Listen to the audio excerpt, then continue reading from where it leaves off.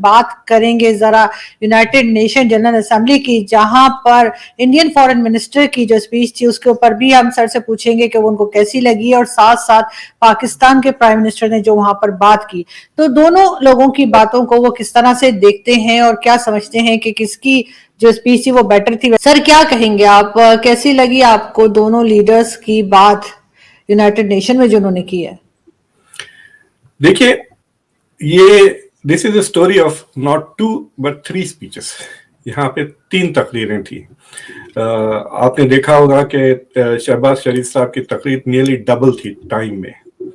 तो यूं कहिए कि 3 स्पीचेस थी, 15-16 मिनट की। एक जो डॉक्टर जयशंकर ने दी इंडिया की तरफ से 15-16 मिनट की, और उसके बाद जो शहबाज शरीफ साहब ने 2 स्पीचेस दी 15-15 मिनट की। मैं आपको भी समझाऊंगा कि मैं why I see them as 2 different speeches. लेकिन जो इमीडिएटली जो स्ट्राइक होता है, ऐसा लगता है कि वो दोनों डिफरेंट प्लैनेट्स में बैठे हुए हैं। जिस दुनिया के बारे में जयशंकर बात कर रहे हैं वो उसका कोई ताल्लुक ही नहीं है जिस दुनिया के बारे में शहबाज शरीफ। तो फॉर एग्जांपल आप अगर देखेंगे, सिवाय टेररिज्म के रेफरेंस को और कॉमन कॉमन ही नहीं था दोनों की बातों में। That is the most striking point कि यू कैन सी के एजेंडा कितना बदल गया। और मुझे बड़ी शिकायत है कि जयशंकर साहब ने ना आपका नाम लिया, ना मेरा नाम लिया, ना पाकिस्तान का नाम लिया अपनी तकरीर में। He didn't talk about these issues, वो दूसरी चीजों की बात कर रहे थे। तो मैं पहले शहबाज शरीफ के बारे में बताता हूँ। उनकी जो फर्स्ट 10 मिनट की जो स्पीच थी, तो बेसिकली वो बता रहे थे कि पाकिस्तान में फ्लड की वजह से क्या हालात हुए हैं, and so he did a very good job कि दुनिया को बताने के लिए 2-3 चीजें कि देखिए हम कितनी तकलीफ में हैं, नंबर 1। नंबर 2, इस प्रॉब्लम के हम रिस्पॉन्सिबल नहीं है। तो उनका जो बेसिकली क्लाइमेट जस्टिस की तरफ जो इशारा था, और इशारा क्या बहस भी थी क्लाइमेट जस्टिस की, that is very welcome, very valid. मैं आपको बताना चाह रहा हूँ, हमारी यूनिवर्सिटी में स्टूडेंट्स हैं जो डिमांड कर रहे हैं कि we have a discussion on Pakistan floods.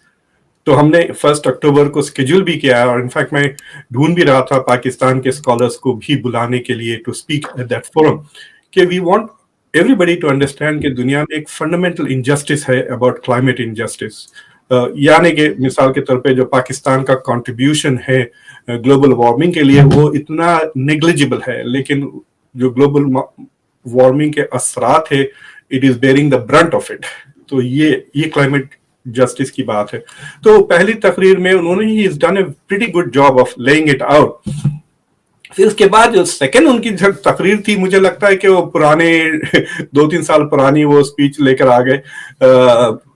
वही कश्मीर का मसला, फिर वही इंडिया के खिलाफ, और फिर वही फलस्तीन का मसला, और then he ends. So basically he took 2 shots at India in the second part of the speech. पहला कश्मीर को लेकर, फिर दूसरा फिर इंडियन मुस्लिम्स को लेकर।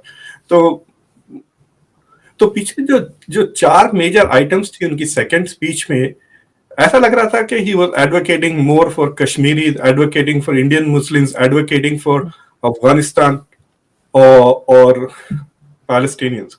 तो जहां तक अफगानिस्तान का सवाल है, ये इमरान खान की सुन्नत पे चल रहे हैं। ये basically trying to get the world to recognise Afghanistan की मदद करें, लेकिन पाकिस्तान ने भी अफगानिस्तान को अभी रिकॉग्नाइज नहीं किया।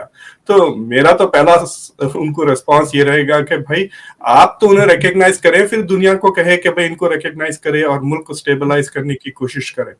अगर आप जयशंकर के कमेंट्स अगर अफगानिस्तान के बारे में आप कॉन्ट्रास्ट करें, तो ही स्पोक वेरी ब्रीफली कि हमने इतने 1000 टन उनको गेहूं दिए, हमने इतने 1000 उनको वैक्सीन दिए टू हेल्प अफगानिस्तान।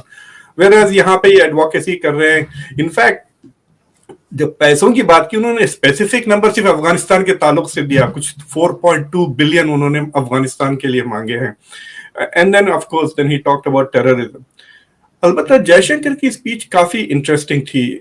बिल्कुल इंडिया के मसाइल कम ग्लोबल मसाइल पे ज्यादा तवज्जो थी। उन्होंने मुझे इंटरेस्टिंग लगा कि Shehbaz Sharif did not talk about the 75th anniversary of independence, और जयशंकर ने उसी से शुरू करा कि हम वे सेलिब्रेट। और उन्होंने 3-4 पॉइंट्स को आइडेंटिफाई किया टू से कि इंडिया इन पे कमिटेड है।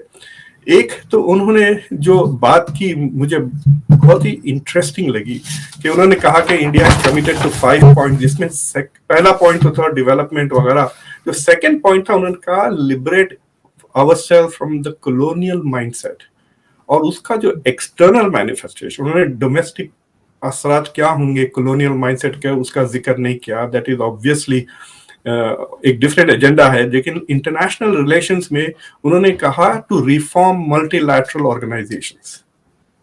तो वो जो इंटरनेशनल ऑर्गेनाइजेशंस का जो गवर्नेंस स्ट्रक्चर है, बाद में उन्होंने फिर अपनी स्पीच में आखिर में कहा कि India wants to represent the global south के लिए जस्टिस मांग रहे हैं और आईजीएन प्रोसेस की बात कर रहे हैं, which is reforming of UN security council, UN की मेंबरशिप। तो ये डीकोलोनाइजेशन से टाई कर रहे हैं कि दुनिया को डीकोलोनाइजेशन का एक तरीका ये भी है कि इंटरनेशनल ऑर्गेनाइजेशंस को भी डीकोलोनाइज किया जाए, और बेसिकली इसका मतलब ये है कि India has to be part of the permanent members of the security council. तो that was the second point जो इमीडिएटली उन्होंने रेस किया है, which is very interesting because उन्होंने काफी क्रिटिसाइज भी किया कि एनफ इज एनफ, ये जो प्रोसीजरल डिलेज जो कर रहे हैं वेस्टर्न कंट्रीज, यूनाइटेड नेशंस और दूसरे मल्टीलैटरल इंस्टीट्यूशंस के रिफॉर्म, खासतौर से अगर आप वर्ल्ड बैंक और आईएमएफ को भी देखें, वहां भी जरूरत है कि तो जो ग्लोबल साउथ है, they have no voice really in these major organisations. अगर आप देखेंगे चाइना के अलावा और कोई परमानेंट मेंबर भी नहीं है, और China does not really represent the global south. तो ये एक बहुत इंटरेस्टिंग सवाल दिखा मुझे। दूसरी चीज, उन्होंने ये नहीं कहा कि मुझे दुनिया से क्या चाहिए, ही वाज टॉकिंग अबाउट हम दुनिया के लिए क्या कर रहे हैं और क्या करना चाह रहे हैं। So he talked about India providing food वगैरह, गंदम की जो इंडिया एक्सपोर्ट्स कर रहा है मुल्कों को। He talked about vaccines, और उन्होंने ये भी कहा कि हमने लोगों को डिफिकल्ट जगहों से इवैक्यूएट करने में मदद की, और आइडेंटिफाई किया कि India is now working on 700 projects. Asia, Africa और लैटिन अमेरिका में 700 कोलैबोरेटिव डेवलपमेंटल प्रोजेक्ट्स है, और एक बड़ी दिलचस्प कैवियट ऐड कर दी, we are working with them on their priorities.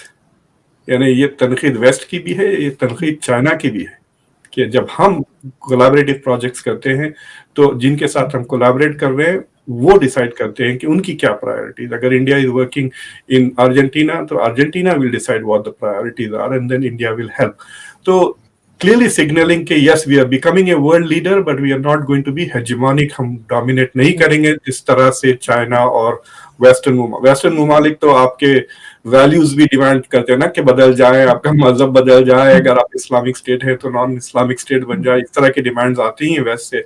और चाइना भी थोड़े बहुत डिमांड्स करता है, limited mostly in the financial sector. तो ये कहना चाह रहे हैं कि हम नहीं। और फिर उन्होंने तवज्जो इंटरनेशनल इश्यूज पे की, फूड, फ्यूल और फर्टिलाइजर के बारे में, कनेक्टिविटी के बारे में, गुड गवर्नेंस के बारे में, और एक पासिंग रेफरेंस पाकिस्तान को किया, टेररिज्म फाइनेंसिंग, और धमकी भी दी कि सुपरफिशियल बातें ना करे, और ये जो प्रोसीजर्स है इंटरनेशनल प्रोसीजर्स, इसको आप सीरियस लें बिकॉज इसके आप खुद शिकार हो सकते हैं।